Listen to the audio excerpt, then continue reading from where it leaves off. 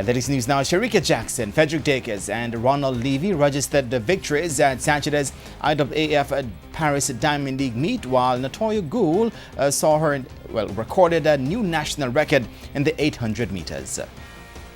Jackson, the Olympic 400-meter bronze medalist, moved up 2 spots to number 8 on the all-time list for Jamaican women over 200 meters with a new career best 22.05 seconds to win against top competition, including world 100-meter silver medalist Marie-Josée Toulouse of the Ivory Coast.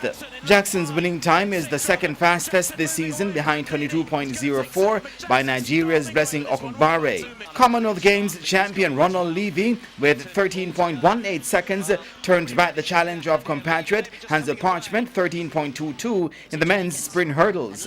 Commonwealth Games bronze medalist Natoya Gould finally removed Kenya Sinclair's 800-meter national record of 1:57.88 when she logged 1:57.69 for 5th, behind South Africa's Caster Semenya, who won in the 4th fastest time in history with 1:54.25 seconds. 2013 world bronze medalist Stephanie Ann McPherson posted 50.85 for 5th in the 400 meters, while Anastasia Leroy was 8th in the race won by Salwa Nazer of Bahrain in a personal best 49.55. Johan Blake, with a 10.03 seconds, had a settle for 5th in the men's 100 meters, won by the American Ronnie Baker, who equaled the world-leading time of 9.88.